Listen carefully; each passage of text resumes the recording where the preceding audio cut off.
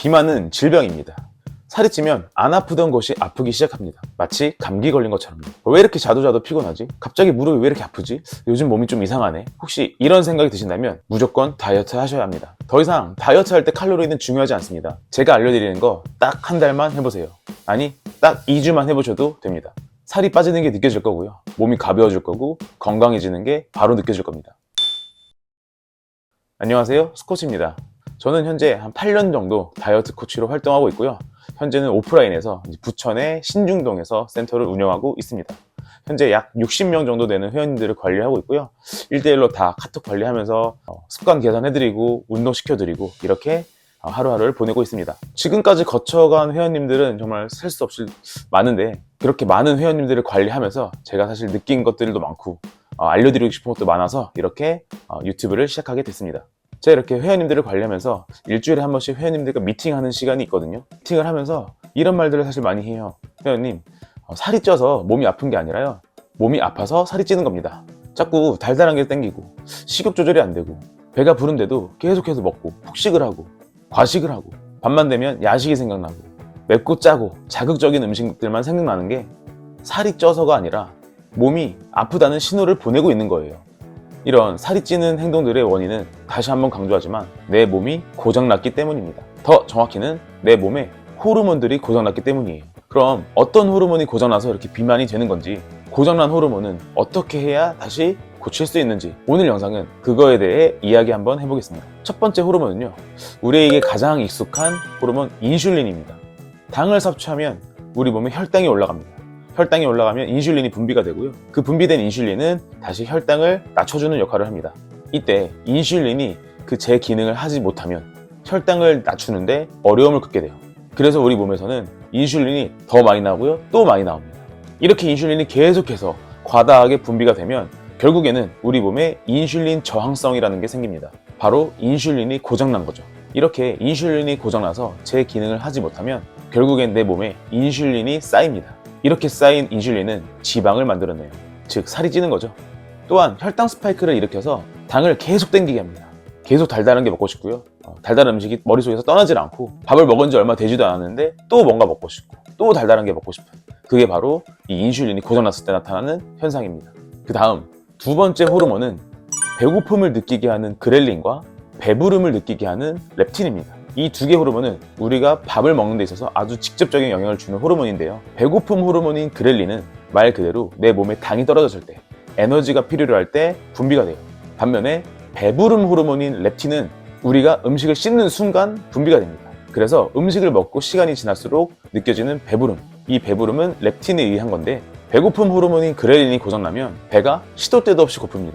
에너지가 필요로 할 때도, 에너지가 필요로 하지 않을 때도 배고픔을 느끼고 더 많이 먹게 만들어요. 반대인 배부름 호르몬인 렙틴이 고장나면 우리가 보통 밥을 먹으면 렙틴이 나와서 배가 불러야 되는데 배부름을 못 느낍니다. 이 배부름을 못 느끼기 때문에 내가 평소에 먹는 양보다 더 많이 먹게 만들어요. 그 다음 세 번째 호르몬인 가장 생소하지만 요즘 가장 핫한 호르몬, GLP-1 호르몬입니다. 이 호르몬이 뭐냐면 바로 위고비, 싹센다와 같은 이 비만 치료 주사에 들어있는 그 성분이에요. GLP-1 호르몬의 기능은 포만감을 느끼게 하는 겁니다. 배부름을 느끼게 하고 배불러서 음식을 더 먹지 않게 하는 그런 효과가 있는데, 이게 위가 다 차서, 배 꽉 차서 배부른 게 아니라 호르몬의 신호에 의해서 배가 부른 겁니다. 우리가 비만이 되면 체내에 염증이 나오거든요. 비만 정도가 심해지면 심해질수록 염증 수치가 굉장히 높아지는데요. 중요한 건 이 GLP-1이라는 호르몬은 체내에 염증이 나오면 더 이상 분비가 되지 않는다는 겁니다. 결국 포만감에 무뎌지게 되고요. 과식 및 폭식을 유발하고 식욕 조절에 어려움을 겪게 됩니다. 이렇게 호르몬들이 망가지면 살이 찔 수밖에 없습니다. 그럼 이 호르몬들이 왜 망가지느냐? 이게 중요한데요. 지금 현대인들은 스트레스 과잉입니다. 이 과잉된 스트레스를 풀기 위한 가장 편하고 가장 자극적인 방법이 바로 자극적인 음식을 먹는 겁니다. 계속 이렇게 자극적인 음식들로 나의 스트레스를 해소하고 풀다 보니 어느새 식습관은 무너져 있고 호르몬도 망가져 있고, 그러다가 살이 찌게 되는 겁니다. 그럼 이제부터 우리는 무엇을 해야 할까요? 우리는 이제부터 살을 빼자가 아니라 호르몬을 고치자입니다. 호르몬을 고치면 살은 자연스럽게 빠질 것입니다.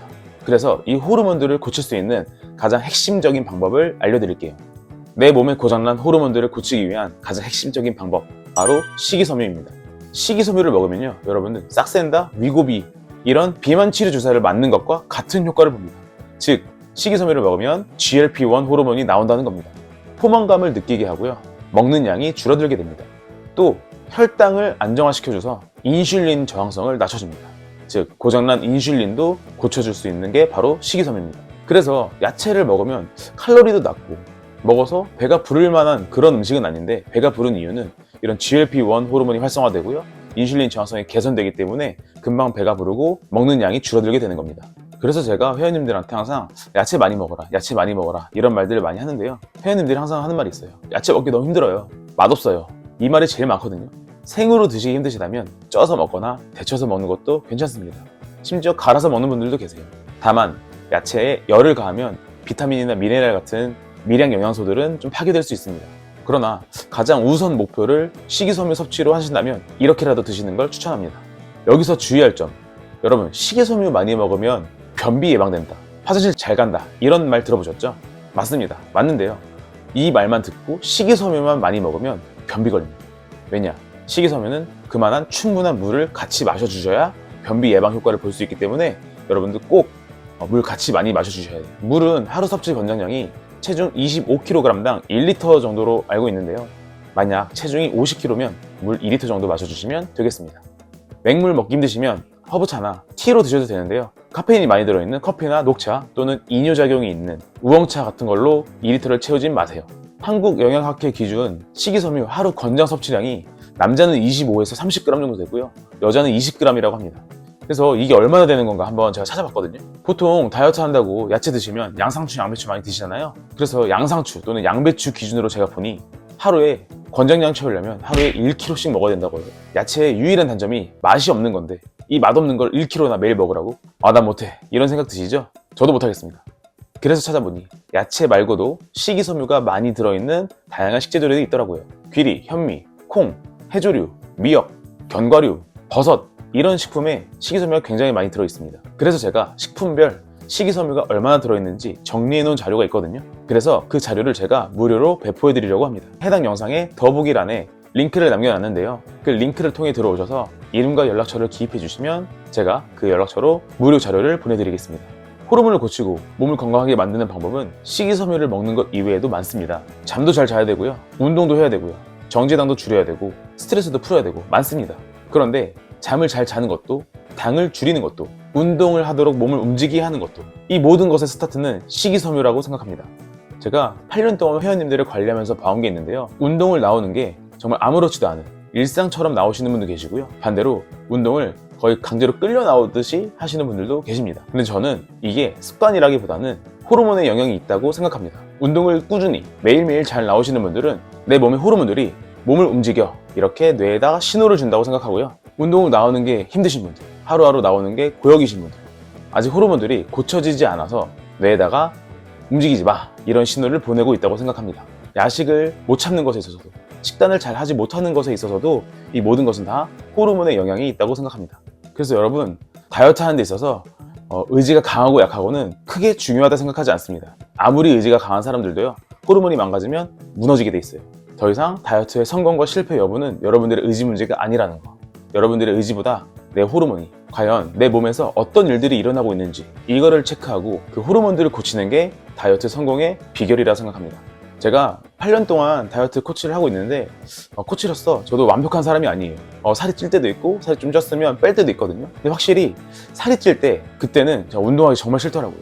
몸도 무겁고요, 귀찮고요, 의욕도 좀 떨어졌던 것 같아요. 근데 반대로 다이어트를 할 때, 살이 빠질 때는 오히려 사람이 밝아지고 운동도 좀 더 재밌게 하게 되고 뭔가 조금 활력이 많이 달라지는 것 같아요. 이게 단순히 저는 살이 찌고 빠지고의 문제가 아니라 정말 호르몬이, 내 안에 있는 호르몬들이 얼마나 잘 기능을 하고 얼마나 제 역할을 하고 있는지 여기에 좌지우지 된다고 생각합니다. 그러므로 여러분, 살을 뺀다 생각하지 마시고요. 내 몸이 고장난 부분이 어디 있는지, 어디가 고장났는지를 체크하고 그거를 고치는 그런 관리를 하시길 바랍니다. 다시 한번 말하지만 여러분, 다이어트는 의지가 강하고 약하고는 크게 중요하지 않습니다. 저한테 상담 오시는 분들이 저 의지가 약해요, 이런 분들이 너무 많아요. 근데 저는 항상 말씀드려요. 의지 중요하지 않습니다. 그리고 다이어트는 여러분 혼자 하기 너무 힘듭니다. 여러분들 다 아실 거예요. 야채 먹어야 되고요, 잠도 잘 자야 되고 운동도 해야 되고 다 알 텐데 이게 아는데 안 하는 거랑 아는데 못하는 거랑은 완전 천지차이입니다. 그래서 이 영상을 보시는 분들도 방법은 다 아는데, 다 알고 있는데 나 못하겠다 하는 분들이 훨씬 더 많으실 거예요.